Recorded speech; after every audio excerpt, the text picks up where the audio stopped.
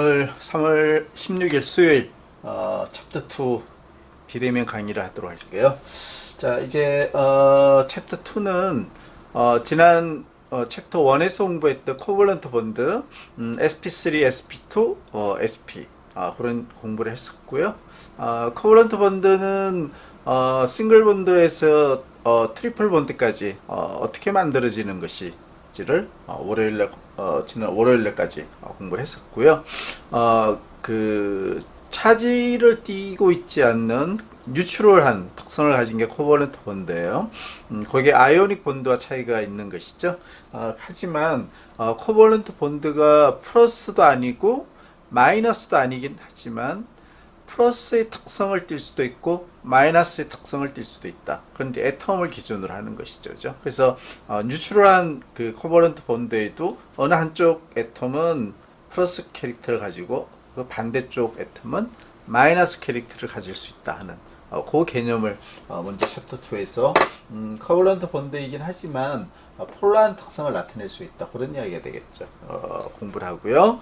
관련돼서 다이폴 모먼트라든지 일렉트로 네거티비티 그런 것들을 이제 공부를 하게 되겠고요. 그 다음에 그 레조넌스 폼이 무엇인지 그리고 그 레조넌스 폼을 그리는 뭐 방법이 어떤 기준을 가지고 있는지 그런 것들이 이제 공부가 되면 파트 1에 해당이 되겠고요.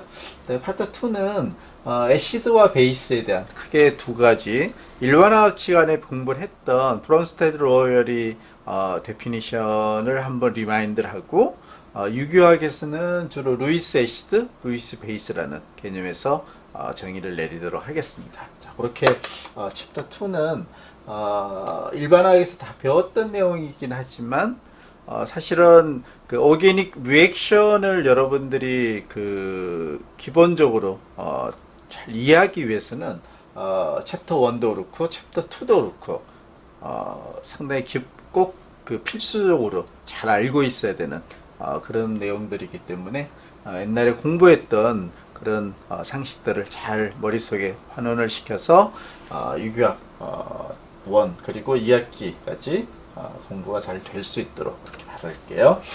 자, 이제 그 코벌런트 본드 중에서 폴라한 특성을 나타내는 코벌런트 본드 이야기를 할 텐데요. 그 코벌런트 본드는 아이오닉 본드는 아니지만 마치 아이오닉 같은 특성은 나타낼 수가 있겠죠. 그런 것들을 우리가 코벌런트 본드 중에서 폴라한 코벌런트 본드다 이렇게 이야기를 해요. 그래서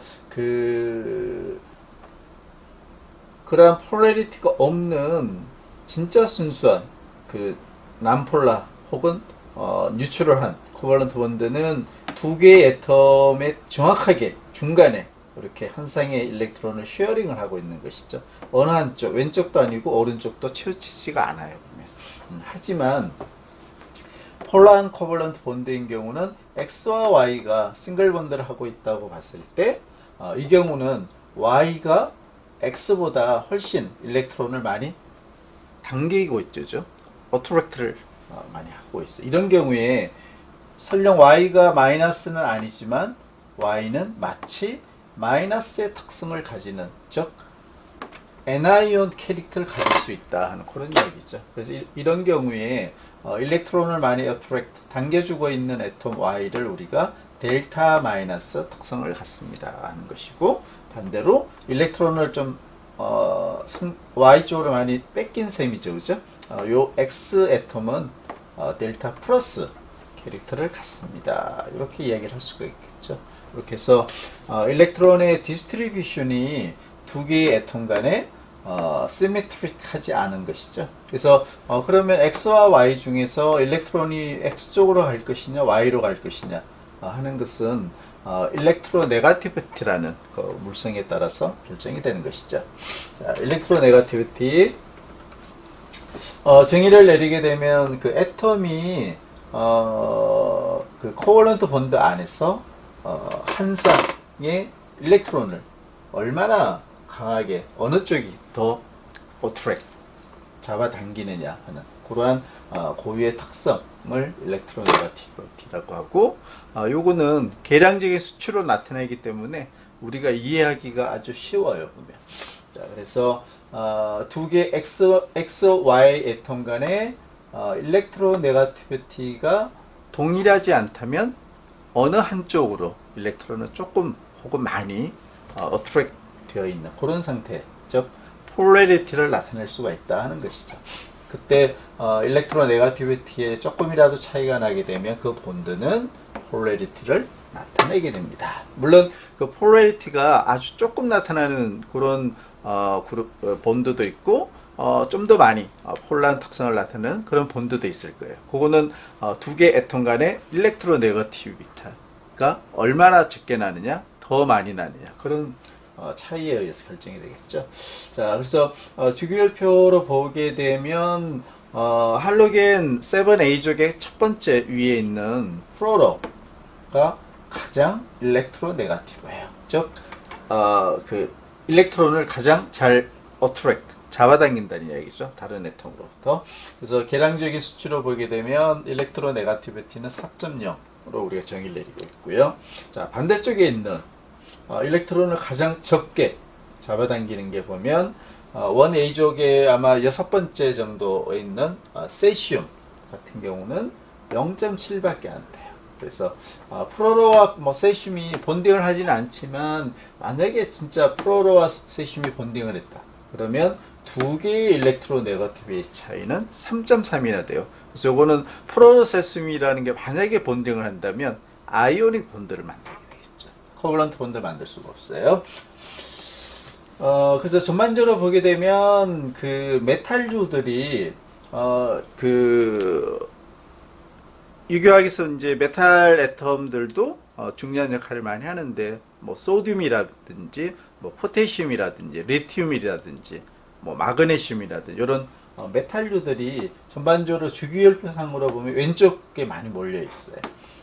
그래서 이런 왼쪽 주기율표상의 왼쪽 1A에 가까운 쪽으로 모여 있는 메탈류들은 전반적으로 일렉트론을 약하게 어트랙티브 한다. 즉 일렉트로네가티비티의 수치가 적다는 이야기죠. 낮다는 이야기고, 반대로 오른쪽에 있는 뭐 할로겐이라든지 이런 거 그런 쪽에 있으면 있을수록 오른쪽 주기율표상에 있는 애톰들이 전반적으로 일렉트론을 좀 더 강하게 그렇게 어트랙트하는 가장 대표적인 게 플로로가 되겠죠. 그렇죠?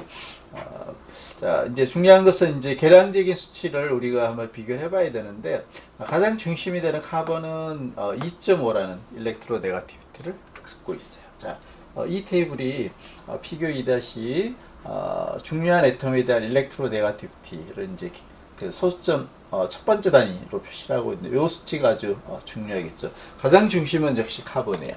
자, 카본을 중심으로 보게 되면 카본은 2.5.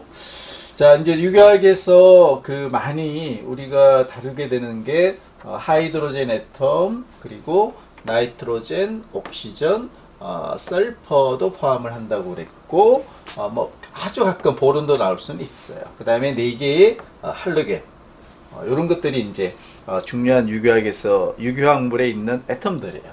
자, 그러면 거의 대부분이 이제 뭐 동일하거나 서로 다른 애톰 간에 커버런트 본드를 만들고 있겠죠. 그래서 카본을 중심으로 그 일렉트로네가티비티의 차이가 어느 정도인지, 어떤 그 본드가 그걸 한번 보도록 할게요. 카본과 하이드로젠 CH 본드가 가장 또 많은 본드 중에 하나겠죠. 카본과 하이드로젠은 0.4 정도 차이가 나요. 자, 그래서 가장 많은 본드 카본에 하이드로젠이 있는 이 본드는 일렉트론이 카본 쪽으로 많이 가 있고, 일렉트론 네가티비티가 카본은 2.5, 하이드로젠은 2.1. 두 개의 차이는 델타 일렉트론 네가티비티 차이는 0.4. 요렇게 개념을 여러분 머릿속에 잡아주면 되겠죠. 0.4 정도 일반적인 하이드로카본인 경우에.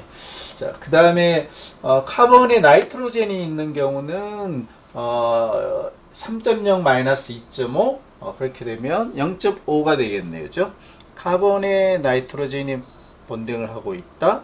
그러면 2.5, 3.0. 그래서 델타 E에는 카본 CH 본드보다 조금 폴라해요. 살짝 크진 않지. 0.5니까.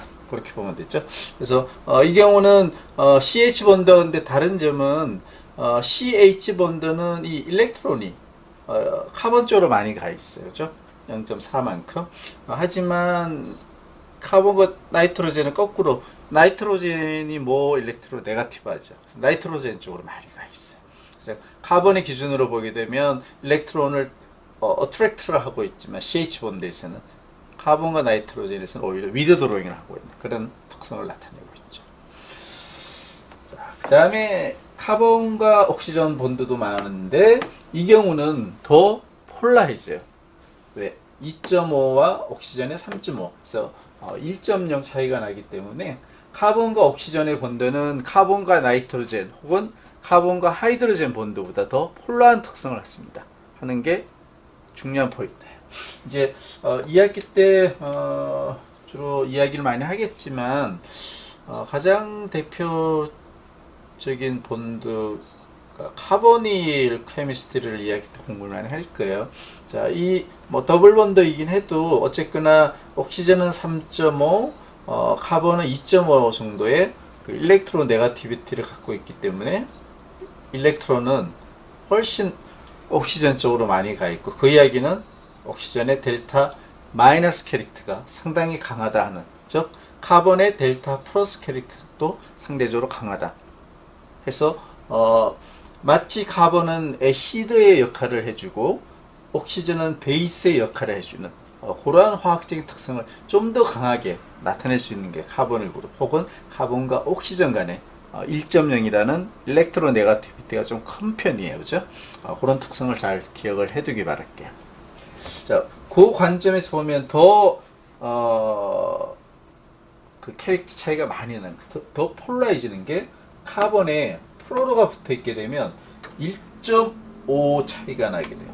카본은 2.5, 플로로는 4.0이기 때문에 따라서 CF, 카본에 플로로가 있는 경우에는 매우 플로로가 일렉트론을 어트랙트, 잡아당기는 위드 드로잉 하는 것이죠. 그죠? 어트랙트 하는 파워가 훨씬 커져요. 즉 플로로의 델타 마이너스가 매우 강하게 잡히는 것이고 카본은 훨씬 더 델타 플러스의 특성을 많이 가지게 되는 것이죠. 그래서 CF3 뭐 이런 그룹들이 많은데 이 일렉트로 네거티비티의 차이가 많은 것을 가장 많이 활용하는 분야가 보면 접촉각을 크게 만들어서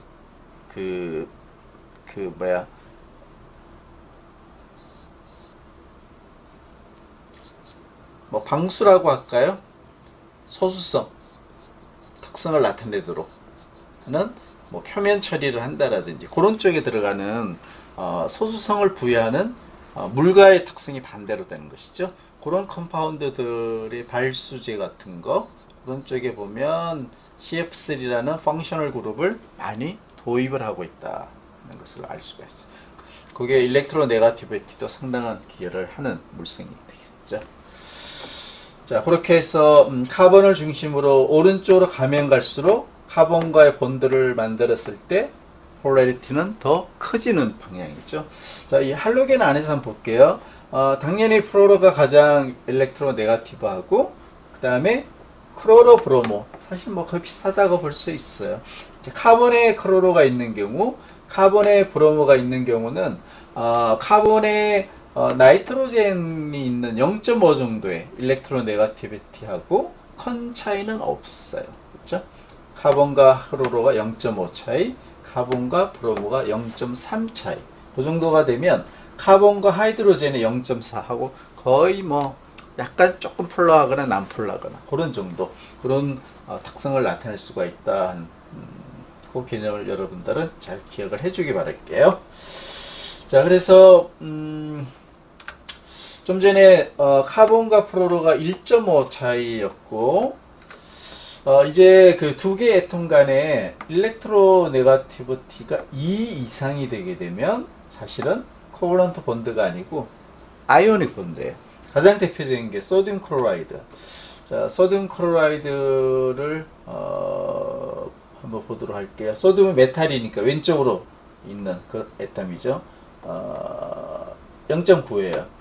클로로는 3.0, 그래서 2.1 차이가 나는 것이죠. 그래서 소듐 클로라이드 솔트는 일렉트로 네거티비티 차이가 2.1이고 코벌런트 본드가 아니고 소듐은 일렉트론을 클로로에 완전히 줘버리는 거죠.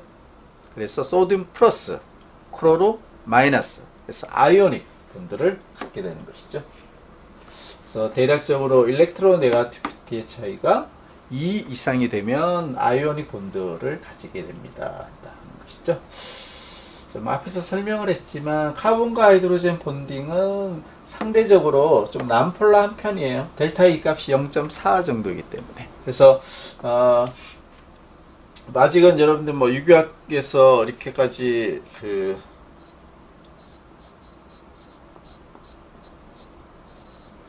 우리가 알킬 그룹 CH2가 여러 개 있는 뭐 2개 이상, 3개, 4개, 10몇 개, 20몇 개가 있을 수도 있죠. 이런 것들이 많아지면 많아질수록 전체 이 폴라리티는 난폴라한 특성을 일반적으로 더 부여하게 돼요. 이런 게 또 난폴라한 특성이 더 커진다는 거. 이것도 여러분들이 화학 안에서 좀 심층 전공으로 들어가게 되면 이러한 특성도 잘 반대로 여러분들이 이해를 하면 안 되겠죠. 그 이유는 카본과 하이드로젠 간의 일렉트로 네거티비티가 크지가 않기 때문에 0.4이기 때문에 전반적으로 난폴라한 특성을 가지게 됩니다 하는 것이죠. 그러다 보니 이런 것들은 폴라한 물하고 친하지 않겠죠, 그죠? 물은 상당히 폴라해요. 그래서 CH2가 많으면 많을수록 소위 말하는 소수성 특성을 나타내게 돼요. 물에서 잘 안 녹겠죠, 그죠? 그런 특성을 나타내는 것이죠.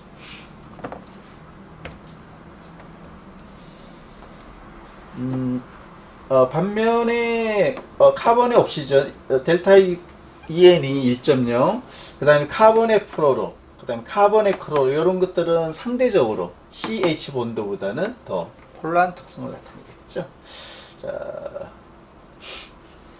그 다음에 요거는 그 뒤에 나올 텐데, 카본과 하이드로젠에서 카본이 뭐 일렉트로 네거티브 하기 때문에 카본은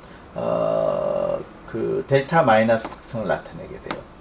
반면에 카본과 옥시전, 카본과 나이트로젠, 카본과 하이드로젠 이런 거인 경우 카본이 레스 일렉트론 네거티브 하기 때문에 이때 카본은 델타 플러스의 특성을 나타내는 것이죠. 자, 인덕티브 이펙트 이제 1학기 때부터 2학기 때까지 계속적으로 이야기를 할 텐데, 인덕티브 이펙트라 하면 시그마 본드 안에서 나오는 이펙트를 이야기하는 것이고, 요거는 일렉트로 네거티비티 차이에 의해서 일렉트론이 어느 애톰 쪽으로 시프팅을 하는지를 이야기를 하는 개념이 인덕티브 이펙트예요. 좀 전에도 이야기를 했지만 X와 Y가 본딩을 커버넌트 본딩을 하고 있을 때 X의 일렉트로 네거티비티가 크고 Y의 일렉트로 네거티비티가 적을 때 당연히 이 일렉트론이 X쪽으로 가겠죠. 시프팅을. 자, 그럴 때 이 X는 일렉트론을 위드드로잉 한다. 그렇게 우리가 이야기를 하고, Y 애톰은 일렉트론을 준 거죠. X쪽으로. 일렉트론을 도네이팅. 이렇게 우리가 정의를 내릴 수가 있어요. 이렇게 해서 이 싱글 본드, 시그마 본드 안에서 일렉트론이 어느 애톰 쪽으로 가는지를 이야기를 하는 게 여기 나와 있는 인덕티브 이펙트예요.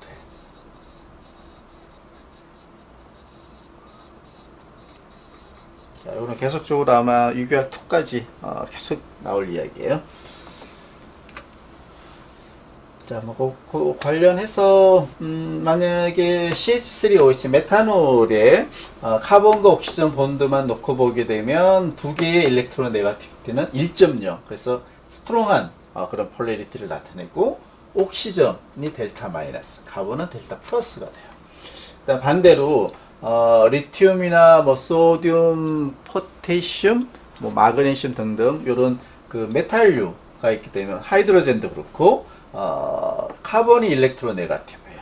그죠? 다들 2.5보다 적기 때문에 좀 그 차이도 좀 많아요. 그래서 이런 경우는 카본은 델타 마이너스. 위에 있는 CO 본드와 카본의 역할이 반대예요. 완전히 반대. 화학적으로 매우 중요한 이야기예요. 그냥 또 한 번 더 쉽게 이야기를 하면 이때 카본은 베이스로서의 역할을 해줄 수가 있고 이때는 반대로 애시드로서 역할을 해주는 것이죠. 따라서 케미스트리 측면으로 보면 역할이 완전히 반대가 되어버리는 것이죠. 그래서 단순히 일렉트로 네가티비티에 따라서 뭐 카본이 델타 플러스 마이너스로 바뀐다?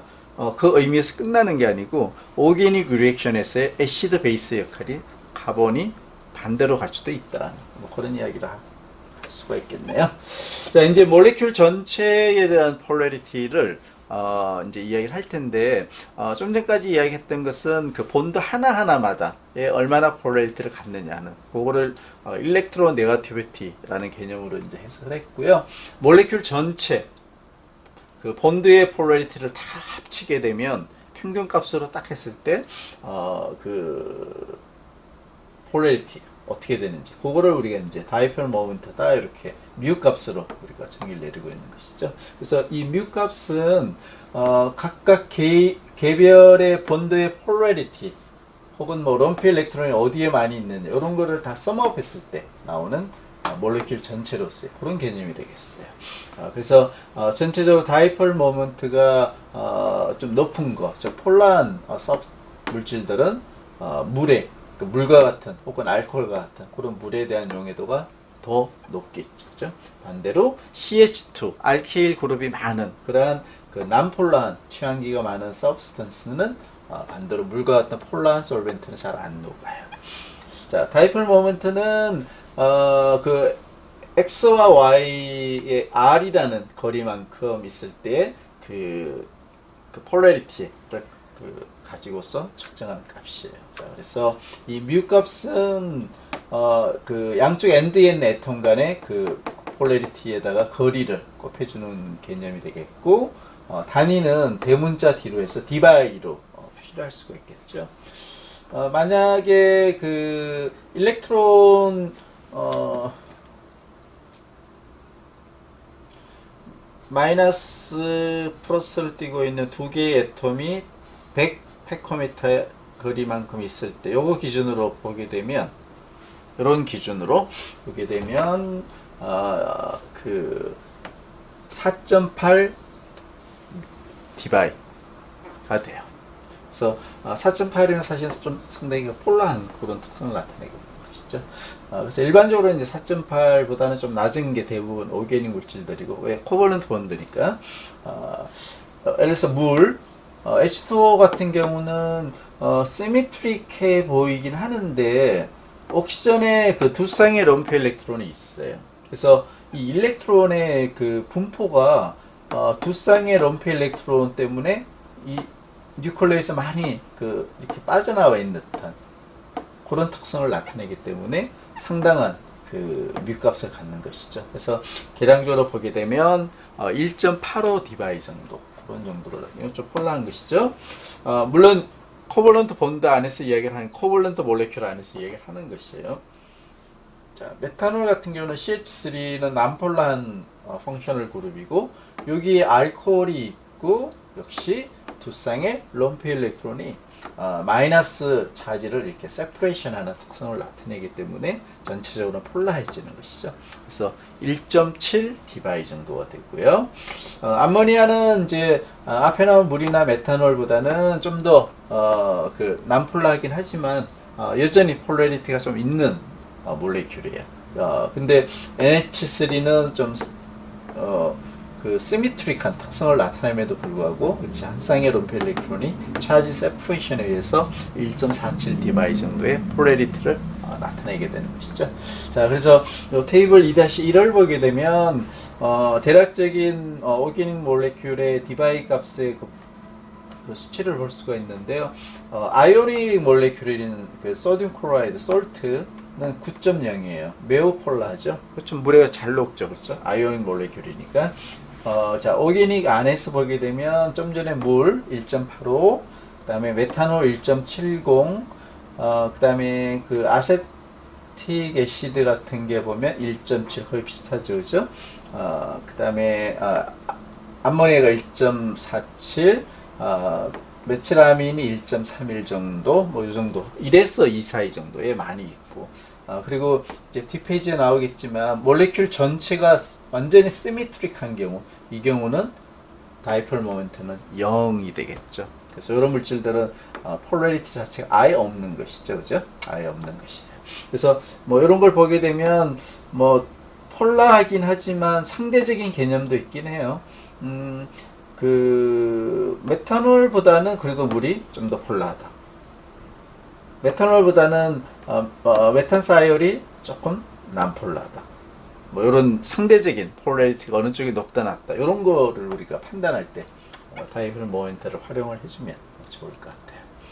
자, 이제 다이필 모멘트가 아예 없는 제로인 경우 카본 다이옥사이드 롬페 일렉트론이 있음에도 불구하고 완전히 대칭형이죠. 좌우 이런 경우는 뮤값은 제로가 돼요. 자, 메탄 CH4 3D 개념으로 오게 되면 역시 시메트릭하기 때문에 제로. 에탄 같은 경우는 이제 중간에 시메트릭 플레인이 있다고 보면 위 아래가 시메트릭해요. 대칭. 그래서 뮤값은 제로. 벤젠도 당연히 뭐 이렇게 하든 시메트릭한 것이죠, 그죠? 그래서 이런 시메트릭한 물질들은 뮤값이 제로. 다이필 모멘트는 없다. 매우 극단적인 난폴라한 물질이다. 이렇게 보게 돼요. 그래서 이런 물질들은 물에 아예 섞이질 않겠죠. 솔리드인 경우는 잘 안 녹고 리퀴드인 경우는 청분리가 일어나게 되겠죠. 이렇게 되는 특성을 나타내게 됩니다 하는 것이죠. 자, 이제 테이블 2-2는 뭐 그런 관점에서 카본, 나이트로젠, 옥시전, 설퍼 가장 중요한 4개 애텀의 레디칼, 뭐 카본의 레디칼 사실은 뭐 이렇게 제외를 하고 나머지 여기서 여기까지는 카본, 나이트로젠, 옥시전, 설퍼가 뉴트럴 한 것은 이미 챕터 1에서 이야기를 했고 플러스를 띄는 경우, 마이너스를 띄는 경우가 어떻게 될까요? 하는 그래서 이 케타이온과 애나이온에 대한 폼을 차지를 소개를 하고 있네요. 자, 일단 카본을 보도록 할게요. 카본은 4개의 본딩을 해야 되는 것이죠. 뉴트럴 하려면 챕터 1에서 공부를 했듯이 4개의 본딩을 해야 돼요. 카본. 자, sp3 기준으로 4개의 본딩을 해야 되는데 3개의 본딩을 할 경우 카본은 뉴트럴 하지가 않죠. 근데 카본의 경우는 3개의 본딩을 했을 때 플러스일 수도 있고 마이너스일 수도 있어요. 카보 케타이온일 수도 있고 카보 애나이온일 수도 있어요.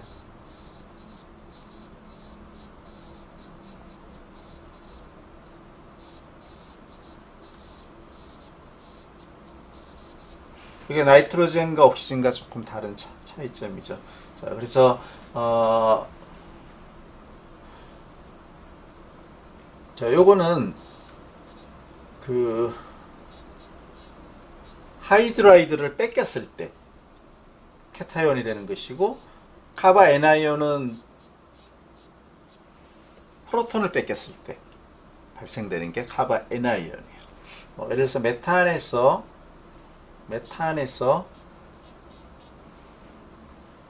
하이드라이드 베이스로 작용한 거죠. 이렇게 해서 그 일렉트론 한 쌍을 아예 다른 물질로 줘버렸을 때 그럴 때는 카보케타이온이 된 것이고 반대로 메탄에서 다른 베이스가 스트롱한 베이스가 이 프로톤을 가져가 버렸을 때 그때는 카본은 카바 애나이온이 되는 거죠. 또 다른 컨주게이트 베이스가 되는 것이죠. 그래서 카본은 4개의 본딩을 하고 있을 때 뉴트럴 하지만 3개의 본딩을 했을 때 하이드라이드를 뺏길 수도 있고 프로톤을 뺏길 수도 있어요. 이 경우는 애시드 베이스와 가끔 만나서 반응을 한 것이죠. 그렇게 되게 되면 컨주게이트 애시드인 카바 케타이온 혹은 컨주게이트 베이스에 해당되는 카바 애나이온 요 둘 중에 하나의 형태로 만들어질 수가 있죠. 자, 레디칼은 일렉트론 한 쌍을 주고받는 게 아니고 그냥 홀수 카본이 가지고 있던 쉐어하고 있던 한 쌍의 일렉트론 중에 하나 홀수를 다른 몰레큘에 주거나 준 경우가 되겠죠. 그죠? 그렇게 되면 하나만 남아있겠죠. 카본에. 그렇게 되면 요거는 레디칼이 돼요. 레디칼은 뭐 유교화에서 그렇게 많이 쓰지는 않으니까 이렇게 해서 만들어진 게 카본 레디칼이 되겠죠. 홀수의 일렉트론을 준 거. 자, 이렇게 해서 카본은 3개의 본딩을 할 때 캐타이온과 애나이온이 다 만들어질 수가 있어요. 애시드와 만나느냐, 베이스와 만나느냐에 따라서. 나이트로젠, 옥시전, 설퍼는 똑같은 패턴이에요. 자, 나이트로젠은 3개의 본딩을 했을 때 유출을 해요. 하지만 그 4개의 본딩, 하나의 본딩을 더 할 수가 있어요. 자, 그렇게 되면 그 나이트로젠은 캐타이온이 돼요. 자, 캐타이온이 되었다는 의미는 일렉트론을 뺏겼다는 이야기죠. 다른 애텀 쪽으로. 자, 나이트로젠이 3개의 본딩을 하면 유출을 해요. 하지만 럼페 일렉트론 한 쌍을 가지고 있고 다른 애시드의 일렉트론 한 쌍을 뺏기게 되면 여기는 뭔가 새로운 본드가 만들어지겠죠. 4개의 본드가 만들어지고 이때 나이트로젠은 플러스가 돼요. 쿼터너리 아모늄 솔트가 되는 것이고 반면에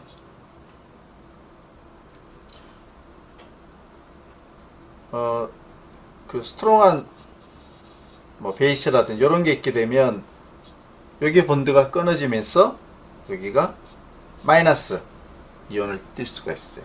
그래서 그 강력한 그 컨주게이트 베이스 만들어지는 것이죠. 애나이온. 그래서 나이트로젠의 애나이온이 만들어진다는 이야기는 세 개의 본드 중에 하나가 끊어지면서 일렉트론을 남겨두고 간 거죠. 그래서 강력한 베이스가 만들어지는 그런 형태.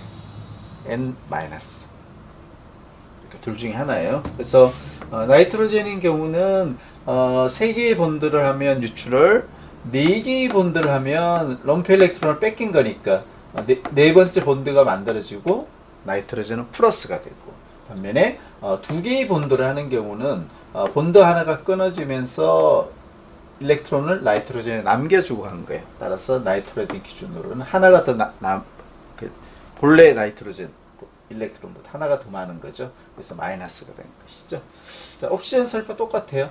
2개의 본드를 하게 되는 게 유출을 하는데 하나의 본드가 더 추가되면, 즉 3개의 본딩을 했을 때 럼프 일렉트론 중에 하나를 다른 애텀에 준 거죠. 그래서 일렉트론을 뺏겼기 때문에 플러스, 옥시전 플러스, 옥소니움 캐타이온이 되는 것이고, 반면에 하나의 본드만 하고 있을 때는 O- 가 돼서 옥사이드 애나이온, 또 이것도 스트롱한 베이스가 되겠죠. 그렇죠? 자, 설파 똑같아요. 2개의 본드를 할 때가 뉴트럴, 3개의 본딩을 했을 때 역시 한 쌍의 럼프 일렉트론을 다른 애텀에 뺏긴 것이기 때문에 설파는 플러스가 되는 것이고, 하나의 본딩을 했을 때 설파는 마이너스, 스트롱한 역시 베이스가 되는 것이죠.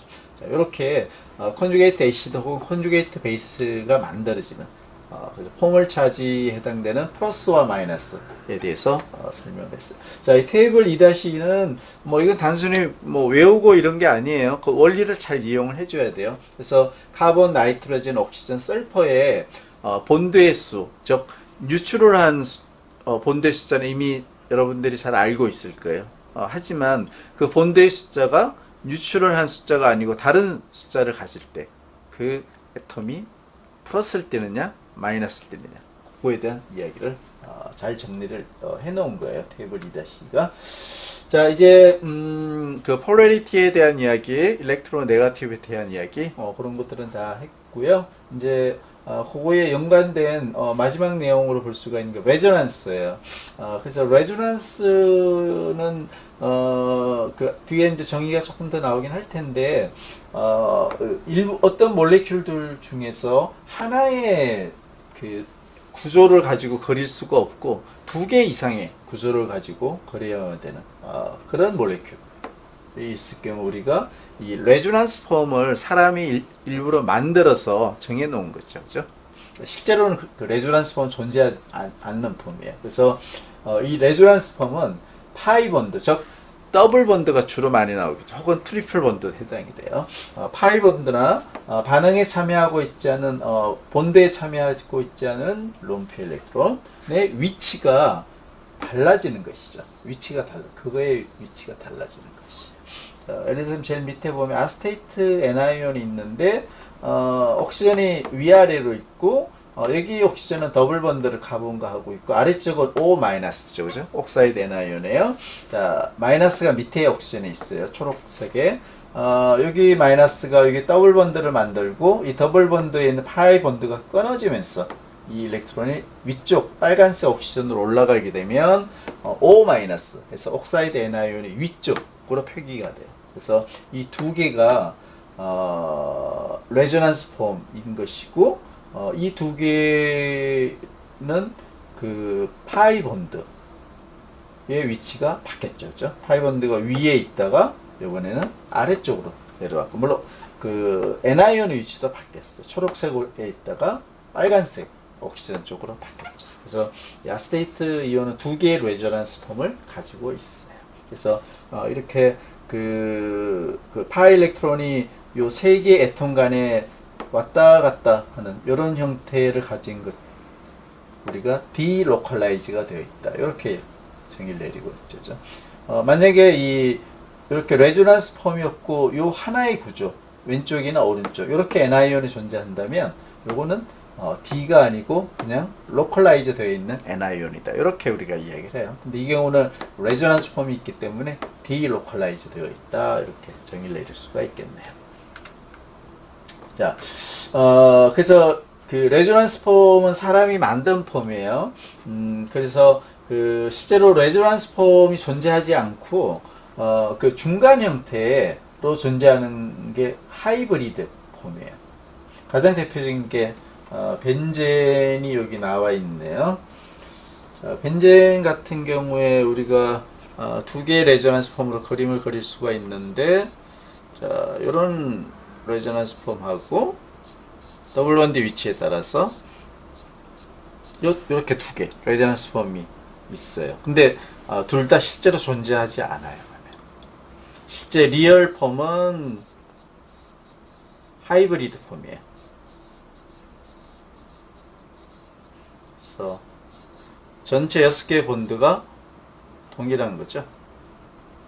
싱글 본드도 아니고 더블 본드도 아니고. 그래서 점을 찍기가 애매하니까 우리가 이렇게 동그라미로 이렇게 표시를 합니다. 이게 하이브리드 폼이에요. 벤젠인 경우에.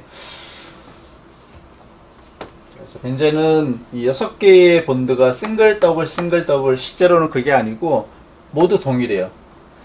싱글과 더블 본드의 한 중간 정도 1.5 본드다라고 우리가 화학적으로 이야기를 해요. 그래서 이거는 2학기 때 여러분들 2학기 개강을 하면 이 벤젠에 대해서 이야기를 하도록 할게요. 그래서 레저넌스 폼의 몇 가지 이제 정의를 해보면 그 각각의 레조넌스 폼은 그냥 사람이 만든 폼이에요. 실제로 존재하지 않고. 그래서 진짜 구조는 그 레조넌스 폼 간의 중간 형태에 해당되는 하이브리드 폼이 되고, 당연히 이 하이브리드 폼이 각각의 우리가 만들어 놓은 레조넌스 폼보다는 훨씬 안전, 스테이블한 그런 에너지 값을 갖게 되겠죠. 그래서 레조넌스 폼이라 하면 파이 본드나 혹은 난본딩 일렉트론의 위치가 변화가 있기 때문에 만들어지는 것이다. 자, 여기서 보면 이제 아세톤 CH3 중간에 카보닐이 있어요. 자, 아세톤인 경우는 레조넌스 폼이 없어요. 그냥 에놀 키토폼만 있는 토토모만 있을 따름이지. 여기에는 레조넌스 폼이 없어요. 그런데 만약에 여기 6개의 프로톤 중에 하나를 베이스가 디프로토네이션을 했을 경우, 이 카본은 왼쪽을 했네, 그죠? 이 카본은 3개의 본딩을 하고 있고 카바 N아이온을 만들었었네, 그죠? 이렇게 되면 레조넌스 폼이 만들어질 수 있어요. 물론 전제 조건은 옆에 있는 카본과 또 다른 두 번째, 세 번째 애톰 간에 파이 본드가 있어야 되겠죠. 즉 컨주게이션이 되어 있다면 레조넌스 폼을 만들 수가 있어요. N아이온과 컨주게이션 된 본드. 컨주게이션 본드 여기 있으면 안 되고 두 번째, 세 번째 애톰 간에 파이 본드가 있어야 돼요. 이렇게 해서 컨주게이션이 되어 있는 경우 이 N아이온은 오른쪽 카본으로 이동을 해서 더블 본드가 되고 여기 있는 파이 본드가 끊어지면서 O- 이렇게 해서 카바 N아이온이 위치를 바꿨죠. 옥사이드, 옥시전 N아이온으로 위치를 바꿨어요. 이 두 개는 레조넌스 폼이에요. 근데 이렇게 두 개는 모두 실제 존재하는 구조가 아니고 실제 리얼 폼은 옥시전, 카본 간의 일렉트론의 분포가 다 동일해요. 골고루 일렉트론이, 파 일렉트론이 세 개 애톰 간의 분포하는 이게 리얼 폼이 되겠죠. 즉 하이브리드 폼 이렇게 존재를 하게 되는 거죠. 어쨌거나 이 N아이온이 만들어지는 순간에 레조넌스 폼을 만들 수가 있습니다. 그 이야기를 여기서 하고자 하는 것이죠. 그래서 레조넌스 폼은 이제 꼭 동일한 에너지 값을 가질 필요는 없다. 혹은 동일한 구조를 가질 필요가 없다. 뭐 그런 이야기를 지금 하고 있고요. 그래서 뭐 앞서 이야기했지만 이 하이브리드 폼이 이 가장 안정한 그런 폼이에요. 그리고 실제로 존재하는 폼이기도 하고, 막 당연한 거죠. 그다음에 레조넌스 폼이긴 해도 우리가 이제 만든 거죠, 사람이. 옥텟 룰, 최외각 전자 8개 일렉트론을 꼭 채워야 되는 그 룰은 항상 따라와야 되죠. 뭐 역시 또 당연한 이야기예요. 그다음에 레조넌스 하이브리드, 즉 하이브리드 폼이 당연히 개별적인 레조넌스 폼보다 더 안정하겠죠. 근데 뭐 요거는 실제 없는 폼이니까. 자, 그래서 여기서 이제 레조넌스가 2개 이상 존재하는 경우에 몰레큘의 스테어빌리티가 정대가 돼요. 레조넌스 폼이 많으면 많을수록 그 몰레큘은 more 스테이블해져요. 요거는 기억을 잘 하고 있어야 되겠죠. 그 이유는 일단 레조넌스 폼이 많다는 이야기는 전체적으로 파 일렉트론이 몰레큘 전체적으로 골고루 디로컬라이제이션이 잘 되어 있다. 즉 그래서 more 스테이블한 특성을 나타내도록 그렇게 되는 것이고, 그러다 보니 뉴클레어 쪽에 좀 더 가까운 일렉트론이 좀 더 뉴클레어 쪽에 좀 더 가까워져요. 그래서 플러스 마이너스가 당겨주는 스테이블라이제이션 효과가 있는 것이죠. 그래서 레조넌스 폼이 2개 이상 없는 것보다는 2개가 있는 게 더 스테이블해지고, 또 2개보다는 3개, 4개 더 많아질수록 그 몰레큘의 스테빌리티는 더 인크리즈, 증대가 됩니다. 그 이야기가 결론적으로 할 수 있는 이야기가 되겠네요. 자, 이제 뭐 요거 다 앞에서 다 이야기를 했어요. 보면 3개의 애톰이 있을 때 만약에 여기가 뉴트럴 하게 되면 레조넌스 폼이 안 만들어져요. 반면에 여기에 론페어 일렉트론이 있거나 아니면 N아이온이 있을 경우에, 그리고 컨주게이션이 되어 있다면 레조넌스 폼을 만들 수가 있어요. 자, XYZ 설명 앞에 다 했지만 뭐 그냥 카본이라고 할게요.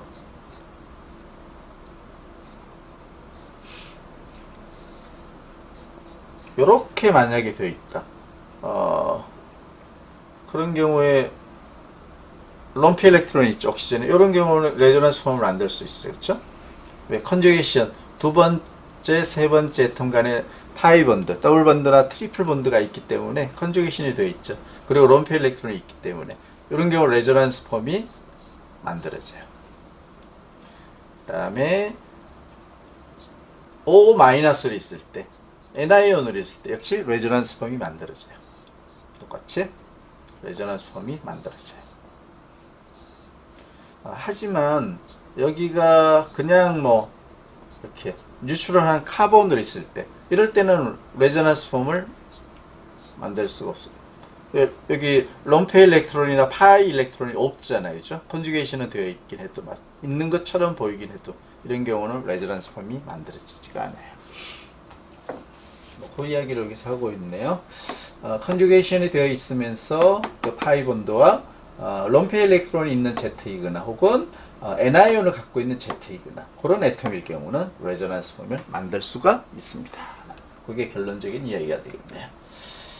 자, 그래서 레조넌스 폼이 이제 3개가 되는 경우 이 컨주게이션이 보니까 이렇게 컨주게이션이 되어 있고 N아이온도 있고 두 번째, 세 번째 애톰 간에 파이 본드가 있죠. 그죠? 이렇게 컨주게이션이 되어 있어요. 오른쪽에 또 있네요. 그죠? 자, 이렇게 두 개의 컨주게이션이 될 수 있는 그런 구조를 갖고 있다면 레조넌스 폼이 세 개가 되겠죠. 그죠?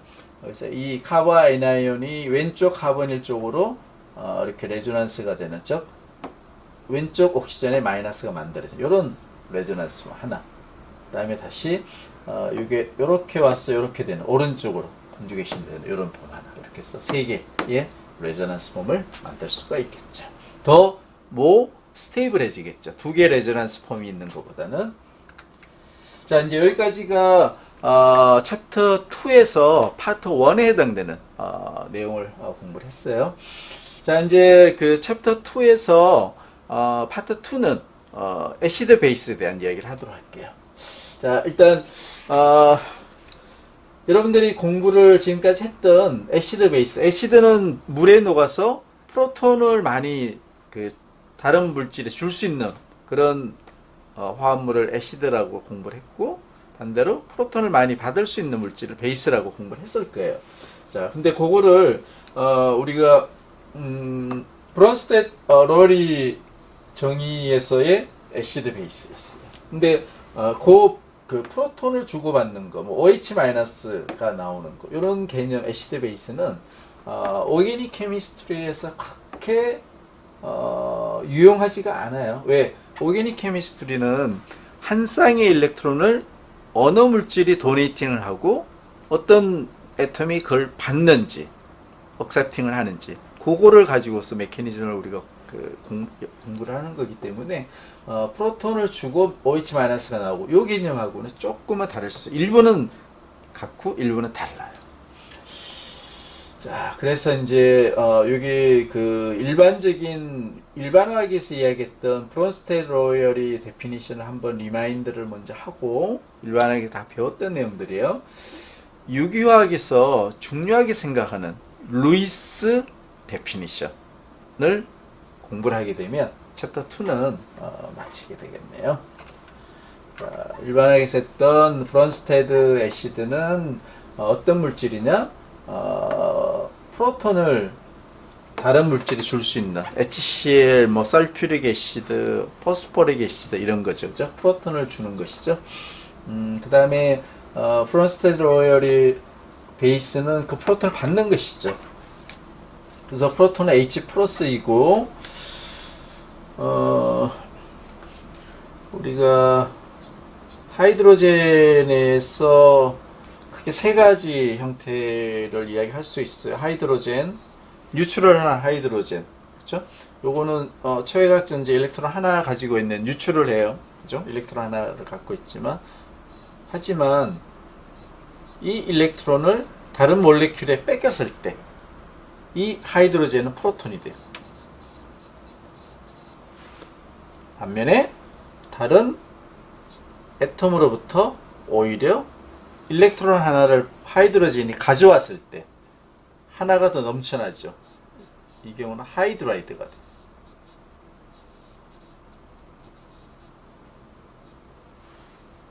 자, 그래서 그게 하이드로젠에 관련된 세 가지 유형, 여러분들이 잘 기억하고 있어야 되죠. 그냥 하이드로젠 애톰, H 플러스 프로톤, 뭐 요 이야기를 많이 할 거고, 그 다음에 또 하이드라이드도 상당히 유용해요. 그래서 하이드라이드는 주로 그 리듀싱 에이전트에서 이야기를 많이 할 거고, 어쨌거나 이 하이드라이드는 스트롱한 베이스로서 역할을 많이 해주겠죠. 구조가. 그렇죠? 자, 프로톤은 반대로 애시드의 역할을 많이 해주겠죠. 하이드로젠 플러스니까. 자, 이렇게 하이드로젠, 프로톤, 그리고 하이드라이드, 이 세 가지 꼭 기억을 해주기 바랄게요. 자, 프로톤은 하이드로젠 플러스니까 일렉트론 하나를 뺏긴 거죠. 다른 애톰 쪽에. 그래서 하이드로젠이 일렉트론 하나 부족한 거예요. 자, 컨주게이트 베이스, 컨주게이트 베이스 다 배웠던 내용들을 애시드 베이스 반응을 해서 이 애시드가 프로톤을 그 베이스 쪽으로 뺏겼죠. 그죠? 프로톤을 뺏겼어요. 그러면 이 A 컨주게이트 베이스는 A-가 되겠죠. 왜? 일렉트론을 하나 남겨놓고 한 거니까. 그쪽 하나를 더 가져온 셈이 되는 거죠. 그래서 컨주게이트 베이스는 A-. 반면에 프로톤을 가져온 이 B는 HB가 되고, 이때 B는 프로톤 일렉트론 이쪽에 뺏겼기 때문에 컨주게이트 애시드 되면서도 플러스가 돼요. 자, 그래서 물이 애시드로 작용을 하고, 암모니아가 베이스로 작용했을 때, 애시드 둘 중에 하나 프로톤을, 암모니아 쪽으로 뺏기게 되겠죠. 그러면 OH-가 돼요. 그래서 OH-이기 때문에 컨주게이트 베이스, 그 다음에, 암모니아는 나이트로젠의 본드를 내결하면 플러스를 띈다고 그랬죠. 그죠? 앞에서. 그래서 암모늄 솔트가 되겠죠. 그렇게 되면 컨주게이트 애시드가 되는 것이죠. 해서 애시드 베이스가 반응을 해서 애시드 베이스 반응을 해서 컨주게이트 베이스와 컨주게이트 애시드가 나오는 것이죠. 근데 그 반응이 얼마나 오른쪽으로 잘 가는 것인지 그거를 우리가 계량적으로 알 수 있다면 상당히 유용하겠죠. 그래서 그때 계량적인 애시디티를 측정하는 방법을 이미 일반화학 시간에 다 공부를 했고, 한 번 더 좀 전에 이야기를 했듯이 물과 암모니아가 만나서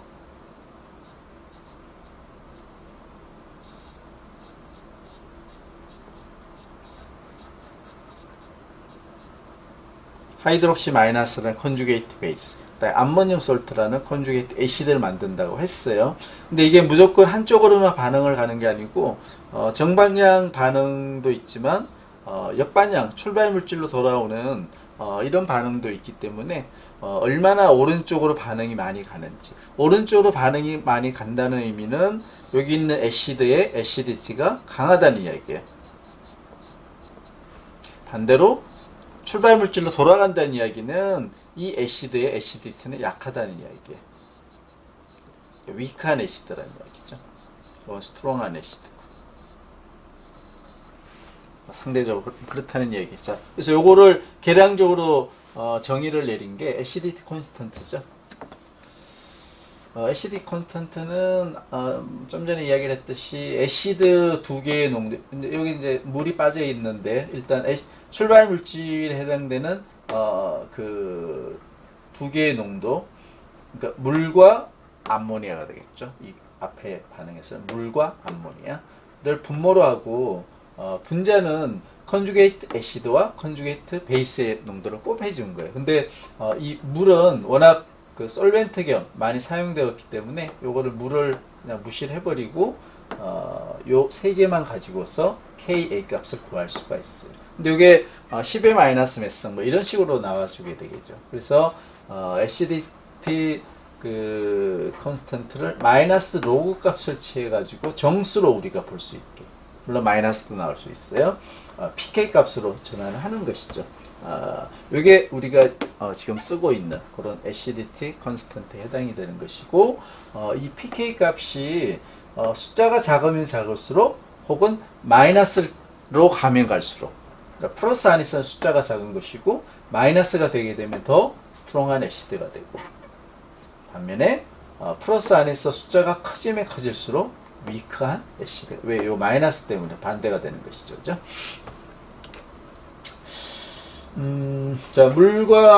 물은 애시드로 작용을 할 수도 있고 베이스로도 또 작용을 할 수도 있어요. 뭐 그러면서 또 솔벤트로도 역할을 해주는 것이죠. 자, 뭐 특이한 반응이긴 하지만 물과 물이만 실제 이런 반응은 거의 안 일어나요. 물과 물이 반응을 하나는 애시드로 하나는 베이스로 작용했다는 이야기죠. 그죠? 그렇게 반응을 했을 때 요 하나를 그냥 애시드라고 볼게요.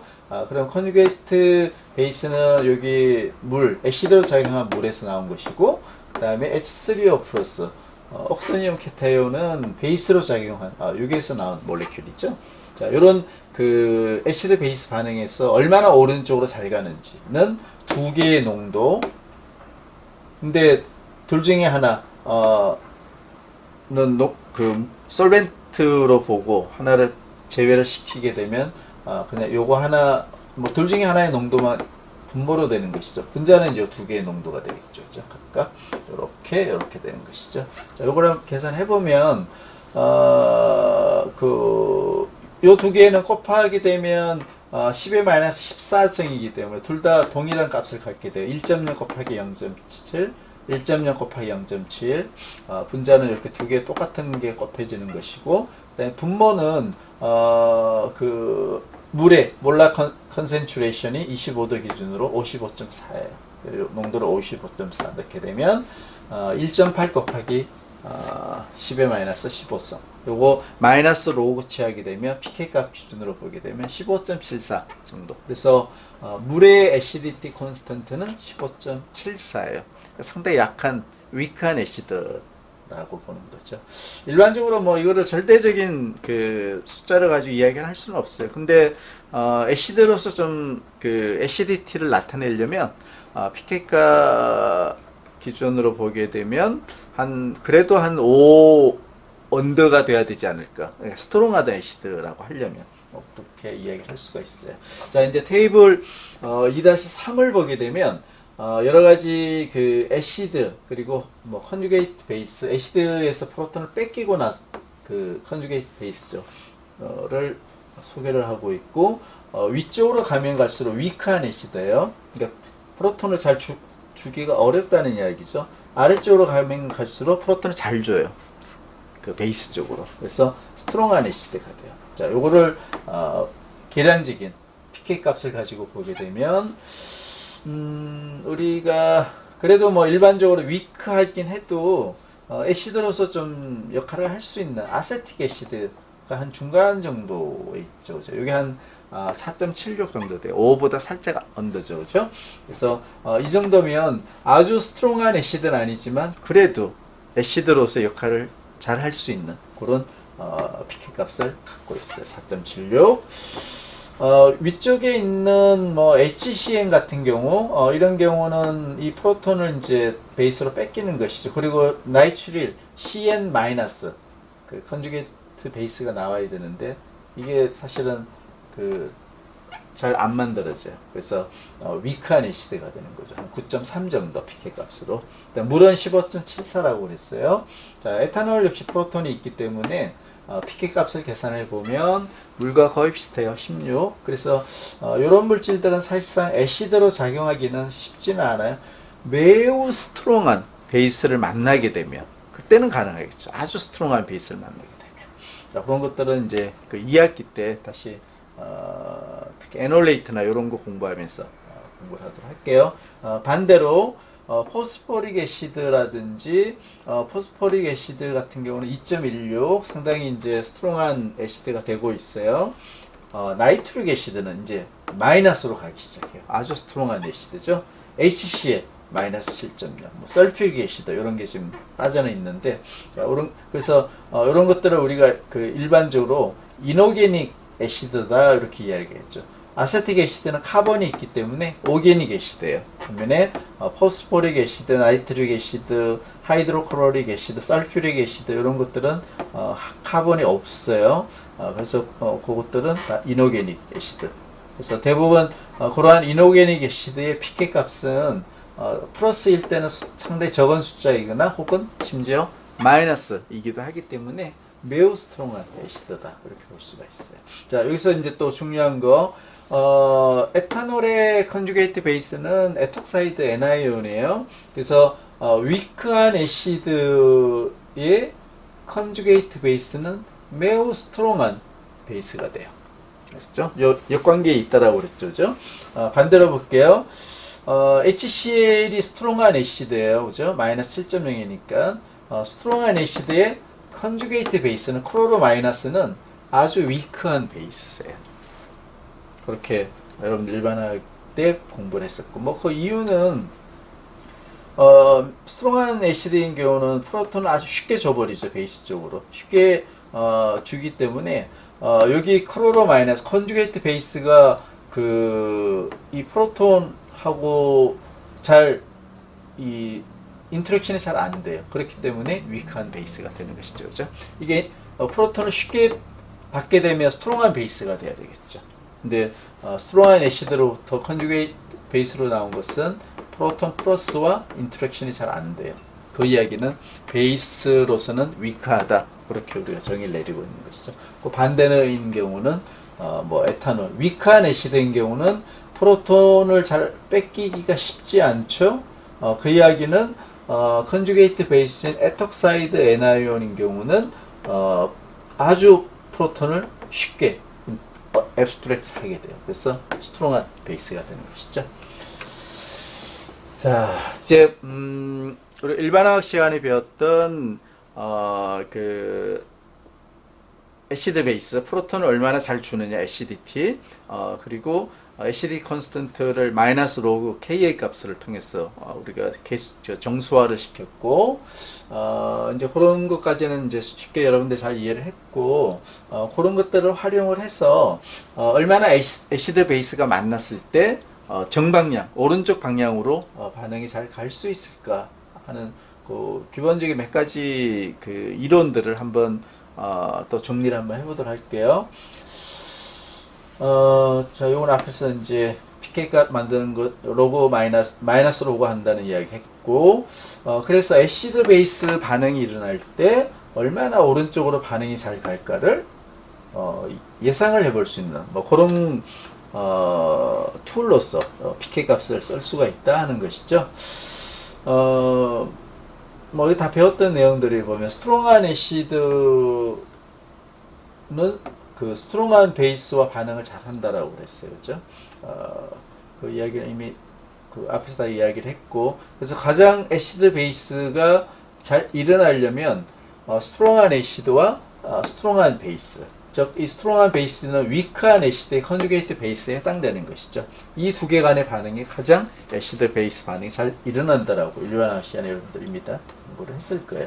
자, 그래서 요 pK 값의 차이점을 가지고서 반응이 얼마나 오른쪽으로 잘 갈지 예측을 할 수가 있고, 요 예를 보도록 할게요.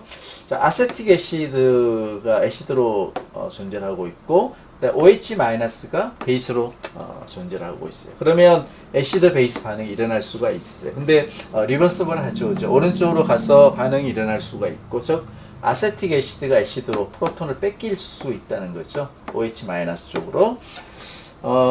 역방향으로 출발 물질로 또 돌아올 수도 있어요. 그러면 오른쪽 방향으로 얼마나 잘 갈지 요거를 그냥 딱 보면 잘 모르잖아요. 근데 여기 있는 그 아세틱 애시드의 pK 값을 우리가 알고 있고, 그 다음에 컨주게이트 애시드에 해당되는 게 물이잖아요. 그렇죠?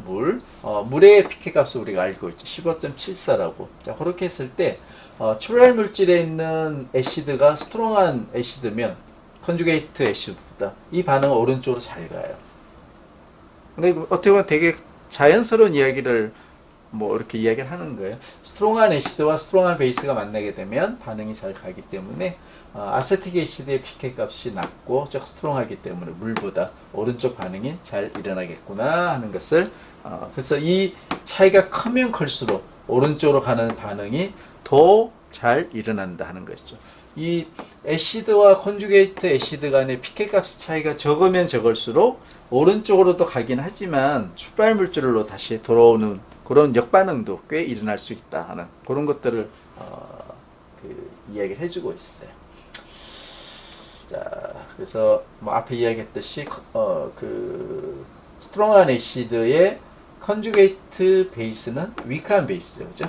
그래서 스트롱 애시드와 스트롱 베이스가 만나게 되면 프로덕트는 오른쪽으로 반응이 가게 되면 위크한 베이스와 위크한 애시드가 프로덕트로 나오는 요 반응이 자발적으로 애시드 베이스 반응이 잘 일어나는 그런 형태입니다 하는 그 이야기를 여기서 정리를 해서 보여주고 있어요. 그 루이스 애시드 베이스 가기 전에 간단하게 오기닉 애시드에 대한 개념을 한번 살짝만 더 보도록 하면, 오기닉 애시드는 그래서 프로톤을 다 필수로 가지고 있어야 되겠죠, 그죠? 알코올의 OH 하이드로젠, 애시디티가 좀 약해요, 이런 경우는. 반면에 카복실릭 애시드인 경우는 여기 카보닐 그룹이 있기 때문에 여기가 훨씬 더 스트롱한 그런 애시디티를 가지게 되는 것이죠. 이 두 개만 비교를 해도 메탄올은 알코올의 프로톤은 15.54, 반면에 카복실릭 애시드의 프로톤은 4.76. 매우 큰 차이를 나타내고 있는 것이죠. 10의 10성 정도 차이네요.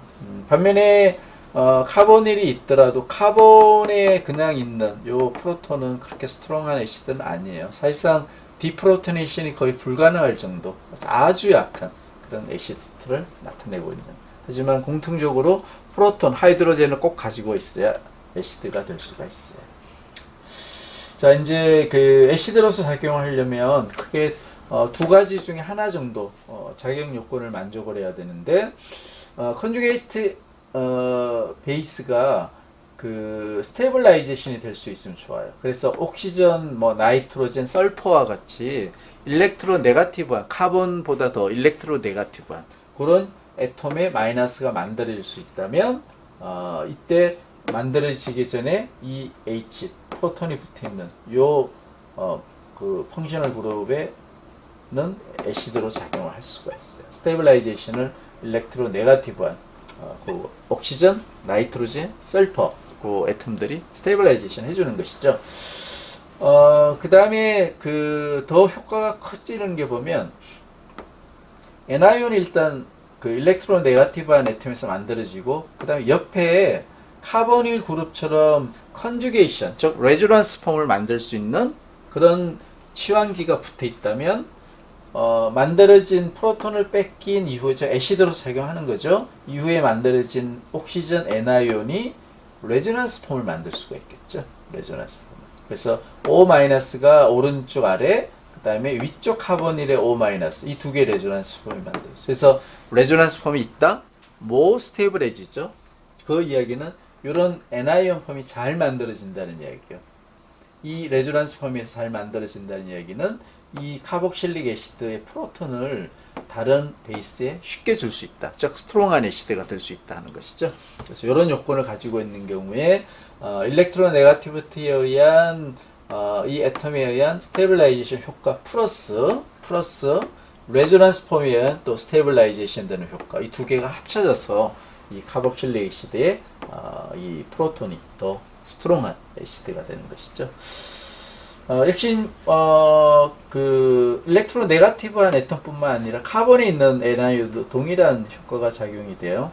CH3 아세톤의 6개 중에 하나를 이제 N아이온을 만들게 되면, 즉 프로톤을 뺏긴 것이죠. 즉 애시드로 작용한 것이에요. 이때 만들어진 카바 N아이온이 컨주게이션이 되어 있는 레조넌스 폼을 만들 수가 있다면, 두 개의 레조넌스 폼이 있죠. 역시 카바 N아이온의 그 일렉트로 네가티브한 애톰의 스테이블라이제이션 효과 플러스 레조넌스 폼이 존재함에 따라서 스테이블라이제이션 시켜주는 효과, 이런 것들이 동일하게 작용을 해서 여기 있는 프로톤의 애시디티가 좀 정대. 근데 사실은 요거는 뭐 엄청 커지는 건 아니에요. 카보닐이 있기 때문에 그 없는 것보다는 애시디티가 정대되긴 하지만, 뭐 이런 형태의 애시드가 훨씬 더 애시드로 잘 작용할 수가 있겠죠. 그래서 이 카보닐 옆에 있는 하이드로젠에 있는 프로톤은 2학기 때, 카보닐 케미스트리 때 여러분들하고 좀 더 공부를 할 수가 있을 거예요. 자, 오게닉 베이스라 하면 그 애톰이 론피 일렉트론을 가지고 있는 애톰이 있다면 오게닉 베이스로 작용할 수 있어요. 가장 대표적인 게 나이트로젠, 옥시전, 그리고 여기 빠져 있지만 설퍼, 이 세 가지 애톰이 가장 대표적인 거예요. 나이트로젠은 한 쌍의 론피 일렉트론, 옥시전과 설퍼는 두 쌍의 론피 일렉트론을 가지고 있어요. 자, 오늘 챕터 2 거의 한 4분의 3 이상 여러분들 공부를 했고요. 그 3월 21일 월요일은 다시 정규 수업을 하도록 합니다.